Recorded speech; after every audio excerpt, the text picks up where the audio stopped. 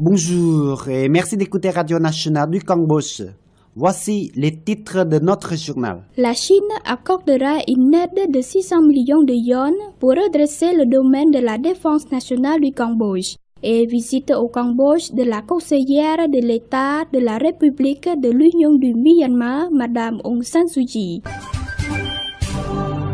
Vous êtes à l'écoute de Radio Nationale du Cambodge sur 105.70 FM et sur 918 AM. Le président chinois M. Xi Jinping a déclaré accorder une aide d'environ 600 millions de yuan, soit à peu près 90 millions de dollars américains, pour redresser le domaine de la défense nationale du Cambodge afin qu'elle soit meilleure. Lors de la rencontre entre le président Xi Jinping et Samdech Techo Hun Sen, premier ministre cambodgien le matin du 29 avril à Pékin, le président de la République populaire de Chine a aussi déclaré soutenir et protéger le domaine de la défense nationale du Cambodge pour défendre l'intégrité territoriale et la souveraineté du royaume.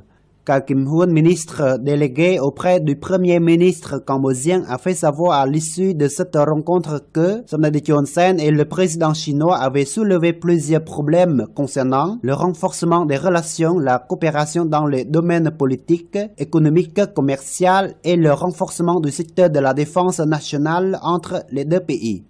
Pour le problème commercial, le premier ministre cambodgien a proposé au président chinois de continuer à soutenir quelques 700 usines et entreprises chinoises en business au Cambodge afin qu'elles y poursuivent toujours le commerce et de favoriser de nouveaux investisseurs chinois à encore venir faire des affaires au royaume. Samdech Techo Hun Sen a aussi soulevé le problème du système de préférence EBA, toutes les choses sauf les armes, que l'Union européenne compte retirer du Cambodge. Le chef du gouvernement a aussi dit au président chinois que pour répondre à ce problème, le Cambodge a fait beaucoup de réformes pour réduire le prix de revient de la production ainsi que celui des opérations de société et a pu garantir la compétition sur le marché international des produits fabriqués au Cambodge.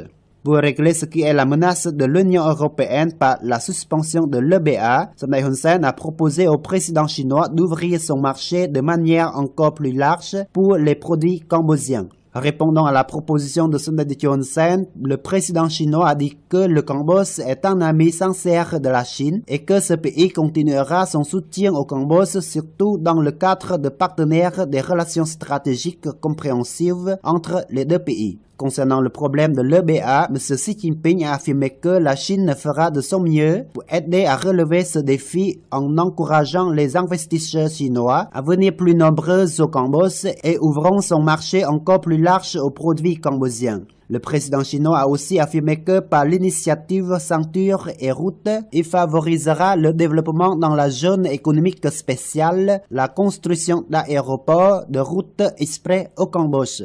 La conseillère de l'État de la République de l'Union du Myanmar, Madame Aung San Suu Kyi, effectue une visite officielle au Cambodge sur l'invitation de Samdech Techo Hun Sen, Premier ministre. Durant cette visite de 3 jours, elle doit rendre une visite de courtoisie à Sa Majestéព្រះករុណាព្រះបាទសម្ដេចព្រះបរមនាថនរោត្តមសីហមុនី roi du Cambodge et à la reine mère សម្ដេចព្រះមហាក្សត្រីនរោត្តមមុនីនាថសីហនុ au palais royal de Phnom Penh.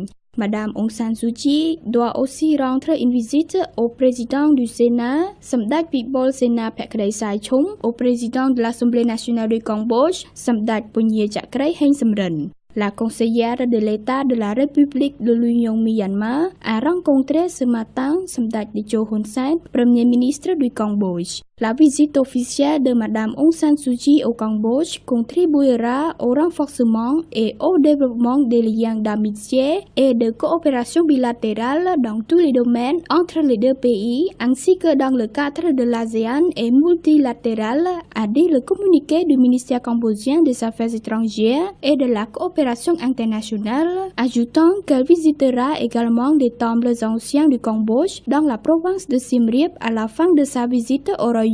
Voilà, c'est la fin de cette édition. Merci de l'avoir suivi sur Radio Nationale du Cambodge. Au revoir et bonne journée à tous.